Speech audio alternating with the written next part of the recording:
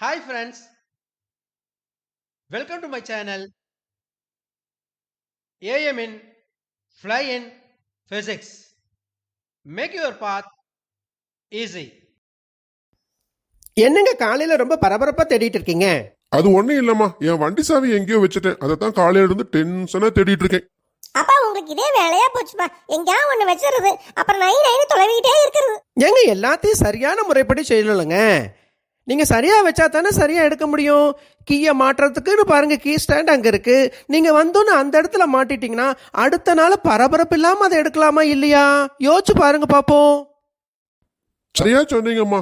சரியான இடத்துல வச்சா தானே கரெக்டா எடுக்க முடியும். நான் இனிமே ரொம்ப கரெக்டா ஃபாலோ பண்ணிக்கிறேம்மா. ரொம்ப நன்றிம்மா. அனைவருக்கும் வணக்கம். தேர்வு எழுதும் போது சில நேரத்தில் படித்த எல்லாம் முற்றிலும் நமக்கு மறந்துவிடும், அல்லது தேர்வு எழுத எழுத பாதியிலேயே அது நின்றுவிடும். அதற்கு மேல் சிரமப்பட்டு ஞாபகப்படுத்தி நாம் தேர்வினை தொடர வேண்டி இருக்கும். இது போன்ற குழப்பம் ஏற்படுவது அனைவருக்கும் சகஜம்தான மாணவர்களே. இப்படி ஏன் நடக்கிறது? இதனை எப்படி சரி செய்யலாம் என நாம் பார்ப்போம். இதற்கு முன் நீங்கள் வண்டி சாவி தொடர்பான காணொளியை பார்த்தீர்கள் அல்லவா? நாம் பயன்படுத்தும் பொருட்களை காணோமே என தேடுவது மட்டுமல்ல, படித்த பாடத்தையும் சரியான வழிமுறைகளை பின்பற்றி உரிய முறையில் நினைவில் வைத்தால்தான் தேவைப்படும் போது அதனை நாம் வெளியே எடுத்து பயன்படுத்தி 100க்கு 100 மதிப்பெண் பெற முடியும். நினைவாற்றலை மேம்படுத்த நாம் கடைபிடிக்க வேண்டிய 4 வழிமுறைகளை இக்காணொளியில் தற்பொழுது நாம் காண்போம். 1. அண்டர்ஸ்டாண்டிங், புரிந்து கொள்ளுதல். பாடத்தை நன்கு புரிந்து கொள்ளுதல் என்பதுதான் நினைவாற்றலின் மிக முக்கியமான படிநிலைகளில் ஒன்றாகும். உதாரணமாக, ஆசிரியர் நடத்திய பாடம் நன்கு எனக்கு புரிந்துவிட்டது, ஆனால் தேர்வுக்கு முன்பு ஒரு முறை கூட நான் அதனை திருப்பி பார்க்க நேரமில்லை என்ற சூழ்நிலையில் எனது தேர்வில் அந்த வினாவே கேட்டுவிட்டார்கள் எனும்போது என்ன செய்வது? சற்று யோசித்து பாருங்கள் மாணவர்களே. வினா தொடர்பான ஒரு சில விஷயங்களையாவது நாம் கண்டிப்பாக எழுதி மதிப்பெண் பெற்றிருப்போம் அல்லவா? அப்பொழுது உங்களுக்கு தெரியும் என்று நினைக்கின்றேன். புரிந்து கொள்ளுதல் என்பதுதான் மிக மிக முக்கியமான ஒரு படிநிலை. அப்படியானால் முதலில் பாடத்தினை புரிந்து கொள்ள ஏதுவான வழிமுறைகளை நாம் காண்போம். 1. பாடப்பகுதிகளை அன்றாட வாழ்வியல் நிகழ்வுகளோடு நாம் ஒப்பிட்டு காண வேண்டும். உதாரணமாக, இந்த காணொளியின் கடைசியில் உள்ள 12th Physics என்ற பிளேலிஸ்டில் இருந்து இயற்பியல் பாடங்களை நான் எப்படி எளிமையாக ஒப்பிட்டு விளக்கியுள்ளேன் என்பதனை பாருங்கள். 2. பாடப்பகுதிகளை படங்கள் அல்லது அட்டவணைகளை தயாரித்து நீங்கள் படிக்கலாம், அல்லது உங்களுக்கு பிடித்த நடைமுறையில் குறிப்பு எடுத்துக் கொள்ளலாம்.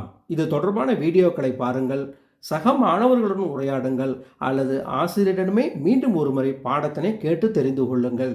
எப்படியாக இருந்தாலும் அண்டர்ஸ்டாண்டிங் என்பதுதான் நினைவாற்றலை ஊக்கப்படுத்துவதற்கான ஒரு சிறந்த டானிக்.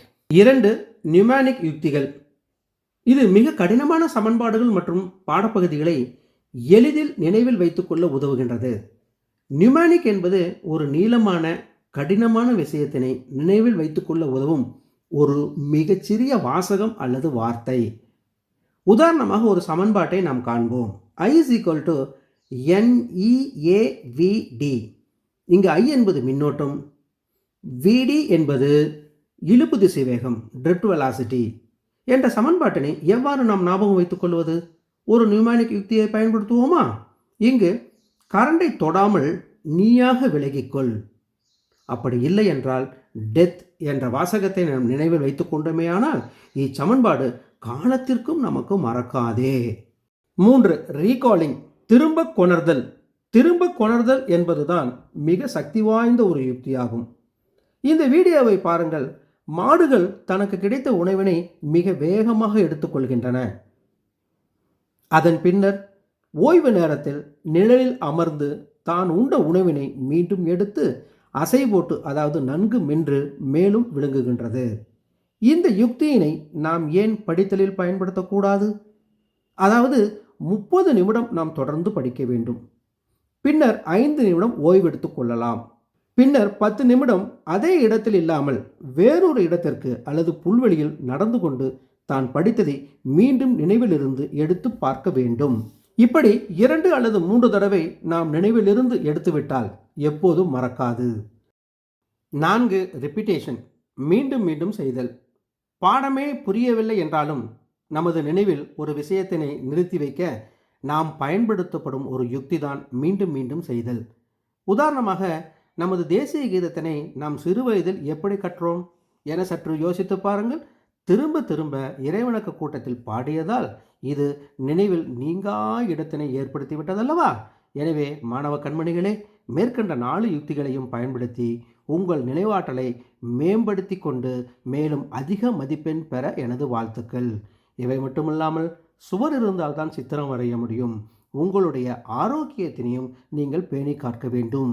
இதுவும் நமது ஞாபக சக்தியினை அதிகப்படுத்தும் ஒரு வழிமுறையாகும். இந்த வீடியோவின் கடைசியில் இணைக்கப்பட்டுள்ள பிளேலிஸ்டினை தொட்டு எனது அனைத்து காணொளியினையும் கண்டு பயன்பெறுங்கள். நன்றி. மீண்டும் அடுத்த வீடியோவில் சந்திப்போம். இந்த வீடியோ உங்களுக்கு பிடிச்சிருந்ததுன்னா லைக் பண்ணுங்க, சப்ஸ்கிரைப் பண்ணுங்க, உங்க ஃப்ரெண்ட்ஸுங்களுக்கு ஷேர் பண்ணுங்க. Thank you for watching this video. See you in the next video. Thank you.